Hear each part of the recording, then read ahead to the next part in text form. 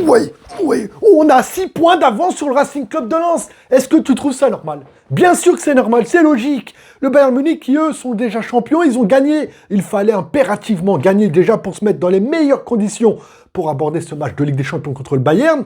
Et là, c'est chose faite. En plus de ça, les amis, on a assisté à un très beau match. Angers, qui est mal classé en Ligue 1, mais qui est sûr de ne pas descendre, a proposé du jeu. Et ça, c'est rare, parce que bien souvent, les équipes qui rencontrent Paris ne jouent pas. Hein, sauf l'Olympique Lyonnais qui nous a battus, qui ont joué, oui c'est vrai. Mais Angers aujourd'hui nous ont proposé du beau football. Je me suis pas ennuyé, ça a été un plaisir de regarder ce match-là, avec une équipe parisienne remaniée, et puis encore une fois un Beraldo qui n'est pas à son poste, et qui fait plaisir à voir parce que, les amis, il organise le jeu, et puis il est surtout décisif à 3 reprises dans ce match-là. Et il est buteur en plus, ça va lui faire du bien, et puis à nous, parce qu'on se rend compte qu'on a des joueurs qui peuvent jouer vraiment à tous les postes. Je me demande même si le Chevalier ne devrait pas demander aujourd'hui à passer attaquant. Bah oui, parce que Ramos, en étant titulaire, il est pas bon. Mais voilà, on n'a pas d'attaquant vraiment qui pourrait jouer, le remplacer. Je me dis que Chevalier, aujourd'hui, au poste de gardien de but, avec le match qu'il vient de nous faire, le Russe, Safanov, autant dire que Chevalier, il n'est pas prêt de retrouver une place de titulaire au sein du club du Paris Saint-Germain, les amis. Avec cette victoire, c'est simple, le Racing Club de Lens, qui s'est loupé hier en faisant une belle remontada, mais c'était trop tard, tu vois, 3-3, comme ça, 3-0, 3-3, non, tu veux faire quoi? Tu veux espérer quoi? Le Racing Club de Lens, bravo à vous, mais là c'est fini. Et puis le SCO d'Angers, bravo aussi à vous pour le match que vous nous avez proposé. Vos joueurs ont été bons, vos joueurs ont tenté, même à 3-0, ils ont essayé, même si on sentait que là c'était terminé, même déjà à la mi-temps, mais bravo, parce qu'on a senti une envie de faire quelque chose, de proposer. Mais Paris a été bon, même avec une équipe remaniée, Paris a été bon. On notera notamment le retour de Fabien Ruiz, qui a été très important pour ce match-là, et surtout après une période de près de 3 mois sans jouer, il a été de retour, mais j'ai eu l'impression de voir un Fabien Ruiz qui n'a jamais été blessé. Il a été impeccable, juste, techniquement toujours présent, c'est pas un Ronaldinho, mais il a été juste conduite de balle, les passes, les courses un peu mou, mais sinon, rien à dire. Fabien Ruiz va pouvoir postuler, pas pour être titulaire contre le Bayern, je pense pas, mais en tout cas, il fera une entrée, ça c'est sûr, parce qu'on a besoin d'un joueur, tu vois, physique, comme Fabien Ruiz. Tu le sens qu'il, voilà, bon, c'est pas le joueur qui va te mettre des coups d'épaule, mais quand même, il est grand, il est imposant. Donc je me dis qu'un Fabien Ruiz, avec son expérience, eh ben, ça peut faire du bien au vu du match qu'il va y avoir en Ligue des Champions. Et du coup, ça remet en question mes pronos que j'avais fait dans la vidéo précédente où j'avais annoncé les qualifications. Mais je ne vais pas te le dire, t'as qu'à aller voir la vidéo parce que ça peut faire débat, ça peut faire parler. Et puis j'attends de toi que tu ailles liker ma vidéo surtout. Donc ce match-là contre Angers, on va revenir déjà avec le goal.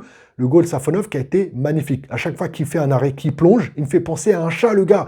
Comment il se détend pour aller chercher les balles en lucarne, à terre et tout. Il a été impeccable, mais il a été beau. C'est un gardien qui est beau à voir jouer. Franchement, ce match-là, ça aurait été Donnarumma, on aurait pris 2 buts, facile. Safonov, il nous fait un match, autant dire à Chevalier, hein. Passe attaquant ou dégage. Ah oui, je t'aime bien, je t'ai aimé, mais là, il faut le dire que c'est foutu pour toi, mon gars. C'est le divorce. Le Bayern, ils ont aussi gagné en championnat en faisant tourner. Harry Kane n'était pas titulaire, Olysée non plus. Ils sont rentrés, ils ont marqué. Enfin bref, j'espère que tout va aller pour nous. Je touche du bois. Même si c'est pas du bois, mais bon, on essaie de faire en sorte de se porter, tu vois, bonheur, hein, comme on peut, les gars, parce que j'espère vraiment que le PSG gagne en Ligue des Champions. Une deuxième Ligue des Champions, t'imagines, d'affilée en plus, ça serait historique pour Paris, ça serait historique en Ligue 1, et on pourrait dire, pour le coup, à jamais les premiers. Et là, pour le coup, on n'entendrait plus jamais personne parler. Fini la plaisanterie, les gars, Hakimi a été bon. Hakimi a fait son match, mais sans plus. Je l'ai trouvé bon, mais un peu suffisant. Comme si il se préservait pour le match de Bayern Munich, ce qui est plutôt compréhensible. En soi, on n'a pas pris de but. Il a été même important dans les jeux offensifs, comme il est très souvent. Le premier but viendra d'ailleurs sur une attaque de Hakimi, puisque quand il frappe ses contrées, ça revient. Et puis, tu as Kangin qui revient, la pousser en faisant un petit geste technique qui met le goal dans le vent. Enfin bref, magnifique. À noter qu'avant que Hakimi frappe et tout, ça part de Beraldo, les gars. Beraldo, décisif à 3 reprises. Passeur décisif, buteur, et puis avant, passeur décisif. Donc franchement, Beraldo, bravo, bravo mon gars. La défense a été bonne, hormis ce but refusé pour Angers, parce que l'action en soi, elle était belle, bien construite et tout, bon hors-jeu, voilà. C'est dommage pour vous, mais bon, voilà, ça fait un clean sheet en plus pour Paris. Ensuite, le milieu de terrain, donc le retour de Fabien Ruiz à noter qui a été très bon pour moi et qui peut postuler pour une place de titulaire. mais en soi, je sais que Luis Enrique, il ne le fera pas, parce que, voilà, un risque de rechute, ça peut arriver très vite, et puis je pense que ça sera Vitinha, on veut tous voir Vitinha associé avec Joao Neves, et je pense qu'un Zaïre Emery, aujourd'hui, bah, il peut clairement faire le taf au milieu de terrain, et je pense que Fabien Ruiz viendra le supplier en deuxième mi-temps, en 70e, ou peut-être un peu avant. En tout cas, voilà, très bon. Donc Fabien Ruiz, sur une note de 10, je lui mettrais un 7 sur 10. C'est un très bon match. Moi, je l'ai trouvé très très bon, Fabien Ruiz. Beraldo, les amis, c'est l'homme du match. Hein, c'est l'homme du match. 3 passes décisives, en gros, enfin 2 et un but. Bah, je lui mets un 10 parce qu'il a été impeccablement super beau, super bon. Il a bien organisé le jeu à droite, à gauche, des passes longues comme il sait le faire, parce que c'est un joueur qui peut jouer court, mais bien souvent, si vous regardez ses matchs, il aime organiser le jeu sur des passes longues. Et ça, c'est bien parce que c'est un joueur, c'est pas forcément tout le monde qui peut le faire. Tu sais, des passes longues comme ça, toujours dans les pieds ou un peu à 2-3 mètres devant toi. Enfin, très bon. Beraldo, j'ai bien aimé. À côté de lui, ben, Joao Neves, rien à dire. Rien à dire. Je lui mettrai une note de 6 sur 10 parce qu'il a été bon, c'est du travail dans l'ombre. Je suis un peu sévère sur la note parce que ben, malheureusement, c'est beaucoup d'abattage sur le terrain pour essayer de récupérer, gratter des ballons. Il a été devant comme derrière, il a été bon, mais voilà, 6 sur 10. C'est un match correct, voilà, très bon. Après, voilà, bon, on peut lui mettre plus, mais moi je lui mets un 10. Je lui mets un 6. Oh, tu me fais dire des bêtises. Barcola, les amis, je l'ai trouvé très bon. Barcola, il n'a pas marqué. Il aurait pu mettre un magnifique but. Si son piqué au-dessus du goal, il avait pu la récupérer à temps ou mettre un peu plus de force. Barcola était très bon et clairement, il pourrait être titulaire contre le Bayern Munich. Ça, il n'y a pas de doute. Donc Barcola, je lui mets une note de 8 sur 10. Il aurait pu avoir plus. Pas 10 parce que 10 c'est Beraldo, mais Barcola était très bon, donc un ouais, 7, 8 sur 10, c'est largement mérité pour moi. Il a été vraiment très bon. Ramos c'est un problème parce qu'on le sait tous, quand il est titulaire, il ne marque pas. Mais pire que ça, dans ce match-là contre Angers, on s'attendait à ce qu'il se mette un peu plus en avant. C'est une équipe en difficulté, Angers, n'a pas été servi dans de bonnes conditions. Après, c'est un renard des surfaces aussi, donc, mais il n'a pas été bon. Il n'a pas été bon dans son poste, dans ce qu'il est censé apporter et faire. Donc c'est pas nouveau, hein. On sait que Ramos, il est toujours plus fort quand il sort de banc. Mais voilà, c'est un match pour moi raté pour lui. En plus de ça, il prendra une expulsion, donc il sera absent pour le prochain match aussi. En soi, ça, c'est pas très grave, mais voilà, son apport dans le jeu contre Angers, je lui mets un 2 sur 10, les amis. Ça peut être sévère, mais j'ai rien trouvé de bon sur Ramos aujourd'hui. Gonzalo, c'est un joueur que j'aime bien, c'est un très bon attaquant quand il est remplaçant. C'est triste. C'est pour ça qu'il faudrait tester Chevalier en pointe pour voir. Kanguinli à droite, comment vous dire que Kanguinli, il alterne le bon et le moins bon. Une première mi-temps décevante, malgré son but, hein. Je trouve qu'il est trop lent et je sais qu'il peut nous apporter tellement plus dans sa façon de dribbler.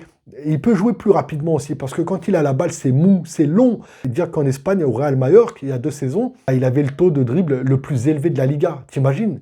Et on le prend en Ligue 1, pendant les matchs de préparation, il nous montre contre Le Havre et tout ça qu'il t'élimine n'importe quel joueur, tu sais, en faisant des gris-gris, feintes de corps et tout. Et là, quand il a la balle, il est trop long. C'est mou, c'est mou. Il a la balle, tout le bloc d'Angers, et ben il redescend à chaque fois. Donc, Kanguinli, pour moi, c'est un 5 sur 10. Voilà, 5 sur 10, c'est nul la première mi-temps. Enfin, moyen la première mi-temps et très bon la deuxième, parce que la deuxième, il a été je pense que Luis Enrique a dû lui dire, Kanguinli, qu'est-ce que tu fais? Tu as des ballons, tu as des opportunités, va provoquer, va frapper et joue plus vite, accélère dans ton jeu. Ça a été le cas, puisque la deuxième période, en dehors de la surface, il se procure une belle action, tout seul, sur une bonne passe. Il a envie de dribbler, il s'excentre. Au niveau de la surface, juste à l'entrée, il fait une frappe léchée qui va frôler la lucarne. Malheureusement, ça ne fait pas but, mais ça aurait été un super but. En tout cas, belle frappe qui passe de très peu à côté. Kanguinli, c'est tout ou rien. Et là, dans ce match-là, ça résume bien sa saison ou même son niveau de jeu. C'est qu'il peut être transparent ou il peut être très bon. Mais voilà, il est jamais très bon tout un match. C'est vraiment un coup bien et puis un coup pas bien. Donc c'est dommage. Après, les remplaçants, Youlou, il a été très bon, et il marquera d'ailleurs. Je trouve que, contrairement au match précédent où on le sent clairement pas dedans, tu vois, on sent une cassure, mais il a fait son match.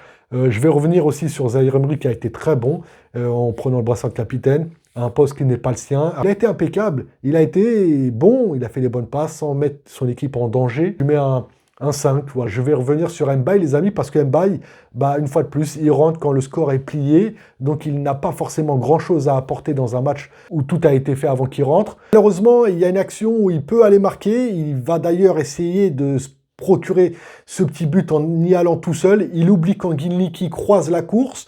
Un peu à l'image de Mbappé et Vinicius contre le Bayern, où Mbappé, tu te souviens, il va tout seul alors qu'il a juste à décaler Vinicius pour faire et donner un potentiel but à Vinicius. Et ben c'est un peu la même action. Mbappé, il y va tout seul.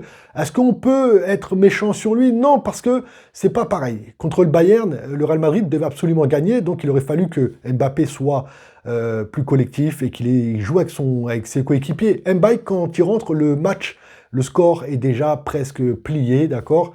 Donc, on peut lui pardonner, d'accord?